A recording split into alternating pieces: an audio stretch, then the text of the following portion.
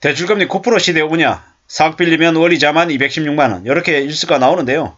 대출금리 9% 시대가 아니라 대출금리 10% 시대, 12% 시대, 15% 시대가 올 거라고 봐야 됩니다. 에이 설마 그러겠냐 라고 하겠지만 보십시오. 대출금리 10%가 일반적인 대출 이자 부담이 되는 날이 올 겁니다. 언제요? 내년에. 내년도 멀리 가지 않습니다. 내년 한 상반기만 돼도 그렇게 될 겁니다. 내년 대출금리 10% 되면 어떻게 됩니까? 4억 빌리면 연 대출이자가 4천만원입니다. 4천만원 되면 어떻게 됩니까? 이야 300만원이면 3,600이잖아요. 300만원이 아니라 한 350만원 이렇게 되잖아요. 340만원, 350만원요. 충격인 거죠, 충격.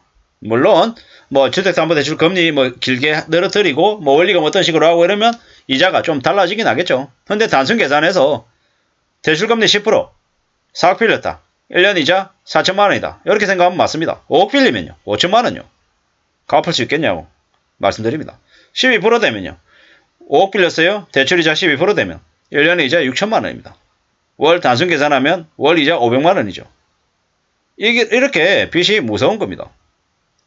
저금리로 2%대로 계속 10년, 20년, 30년 갈 것 같았죠. 그리고 그 사이에 내가 원하는 가격에 또 팔고 또 돈도 좀 남겨서 또 여유 부리고 외식 다니고 여행 다니고 차도 좀 바꾸고 뭐 이래저래 냉장고 바꾸고 세탁기 바꾸고 뭐 수입차 끌고 다니고 이러고 싶었겠죠.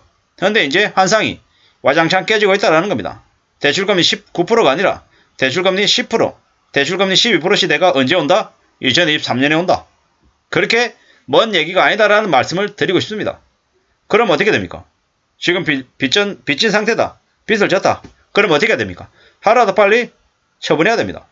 내가 가지고 있는 부동산을 처분하든 뭘 하든 이제 컨티전시 플랜이라고 하죠. 위급한 상황이 닥쳤을 때 대응할 수 있는 그런 실행 계획들을 가져야 된다는 겁니다. 필요하다면 본가로 들어가든 처가로 들어가든 어떤 식으로든 뭐 더부살이를 하든 뭘 하든 해야죠. 그렇게 해야지 이제 이 힘들고 어려운 현실을 헤쳐나가죠. 언제부터 우리가 서울의 새 아파트에 살았습니까? 뭐 30평대 40평대 넓은 주거 환경을 추구했냐라는 거죠. 잘 살고 좋을 때는 그렇게 사는 거고 아니면 또 내려와서 살아야죠. 뭐 이래저래 처가나 본가에 눈치밥 먹고 산다고 세상이 무너지냐? 아니죠. 우린 살아가다 보면 세상이 무너지는 일들을 많이 겪습니다. 뭐 대내적으로 대외적으로 뭐 전세계적으로 마찬가지죠. 그런데 지금 보면 지금은 전세계적으로 그동안 끼어있던 거품들이 계속 정리가 되면서 긴축으로 지금 바뀌어가고 있습니다. 물가 폭등하고 있죠.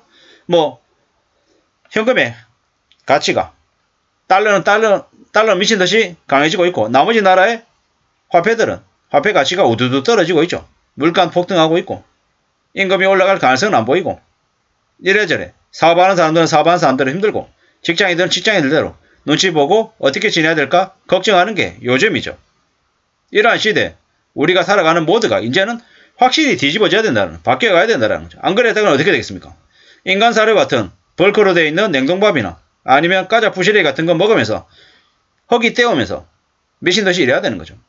아침에 9시부터 6시까지는 원래 직장 다니고 퇴근하고 와가지고 뭐 대리운전 기사하고 또 시간 또 쪼개가지고 물류센터 가서 택배 사는 일하고 뭐 이러면서 살아야 되는 거죠. 제가 어떤 유튜브 보니까 밤에 일합니다. 밤에 아침에 9시에 출근해서 6시 퇴근하고 그리고 집에 와가지고 한 2-3시간 자고 그리고 저녁에 한 10시 11시쯤에 야간 일하러 가는 거예요. 그리고 아침 6시까지 또 일하고 또 집에 와가지고 또 잠시 씻고 또 출근하고 이렇게 살더라고요. 와 저렇게 살아가지고 살 수 있을까 이렇게 생각했는데 왜 그렇게 사냐? 돈 때문이죠. 돈 때문에. 먹고 살겠다고. 참 대단하다 싶기도 하고 저렇게 너무 무리하게 살면 건강을 갈아가지고 돈으로 바꾸는 걸 건데 저게 괜찮으려나 무리가 안 되려나 이런 걱정들도 사실 들죠. 뭐 저하고 피 하나 안 섞인 남인데 왜 그런 생각이 들겠습니까? 그분도 저도 그냥 가장이니까요. 외벌이 가장이니까 그런 생각들이 더 많이 들었던 거죠. 아, 참 저분의 삶이 참 힘들 건데, 어려울 건데, 뭐 저도 마찬가지니까요. 어떻게 살지? 저렇게 과연 살 수 있을까? 나는 가능할까? 이런 고민들도 많이 하는 거죠. 근데 이제 그분은 그래도 좀 더 생활이 나아지기 위해서 그렇게 활동하는 건데, 빚져서 어쩔 수 없이 그렇게 지내는 거다라고 하면 얼마나 서글프고 힘들까요? 겁날까요? 그냥 안 봐도 비디오인 거죠. 살아가는 삶이 더 막막하니까요. 더 어려우니까요. 뭐 사억 빌렸는데 월 이자가 뭐 210만 원이다. 이제 시작이다라고 봐야 될 겁니다. 210만 원이 아니라 300만 원 되고 400만 원 되는 날도 올 수 있다라고 생각해야 됩니다. 충격이잖아요. 엄청난 일이잖아요. 괜찮을까? 별일 없을까? 뭐 이렇게 저렇게 고민 많이 하는데 두고 봐야 될 얘기예요. 두고 봐야 될 얘기예요. 상상을 초월하는 대충격들이 벌어질 거다라는 겁니다.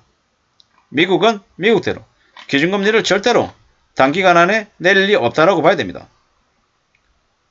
뭐 사람들이 지금은 부동산 얘기하는데 많은 기업들이 속수무책으로 무너지고 난리가 난다라는 거죠. 뭐 이제 사람들이 주식이나 부동산 따위에 관심을 가질 수 없는 시기가 지금 옵니다. 어떤 뉴스 보니까는 2023년은 모두가 가난해지는 해라고 이렇게 되어 있더라고요. 참 말도 참 잘 만듭니다. 2023년 많이 어려울 겁니다. 많이 힘들 겁니다. 정신 바짝 차리고 살아야 될 겁니다. 살아가는 삶이 그냥 쉬운 게 아니다라는 거죠. 그리고 괜찮다. 빚내서 투자해라. 이렇게 얘기하는 놈들은 다 개자식들이라고 생각해야 됩니다. 그렇게 빚내는 게 별거 아니면 네가 빚내가지고 네가 다 해라. 이렇게 얘기하십시오. 그리고 지금도 집값이 올랐다라고 개소리 떠드는 놈들은 아가리를 해야 됩니다. 어떻게 진짜로. 그런 놈들, 전문가라고 하는 놈들의 말을 절대로 믿지 마십시오. 저는 개인적으로 홍춘욱이라고 하는 쓰레기, 빠스용이라고 하는 쓰레기, 월천대사라고 하는 쓰레기들, 이 쓰레기 같은 인간들은 전부 다 대거 청소해야 된다라고 생각합니다. 왜냐? 그들이 대한민국의 많은 사람들을, 특히나 청년들을 연끌로 궁지로 내몰아서 지옥으로 떨어뜨린 악마들입니다. 그들이 자기의 이름을 팔아서 얼마나 많은 사람들을 몰았는지, 궁지로 몰았는지 화가 나고 미치겠고 진짜로 어떻게 해야 된다라는 생각이 들 정도입니다. 왜냐? 너무 많은 사람들을 빚쟁이로 전락시켰어요. 자기는 뭐 대한민국에 아주 전문가이냐, 뭘 다 알고 있느냐, 집을 사라고 계속 부추겼죠. 그래서 이 많은 대한민국 부동산 시장에 거품을 만드는데 일조를 했습니다. 그들이 떵떵거리고 잘 살고 얼굴을 들이밀고 산다라면 대한민국의 정의가 어디 있겠냐라는 거죠. 이래저래 많은 생각들이 듭니다. 함부로 빚져서 안 된다라는 거, 그리고 빚이 절대로 삶을 괜찮게 해주지 않을 거다라는 걸 명심도 명심하고 의심하고 확인하고 또 점검하면서 살아야 되겠습니다. 이상입니다. 감사합니다.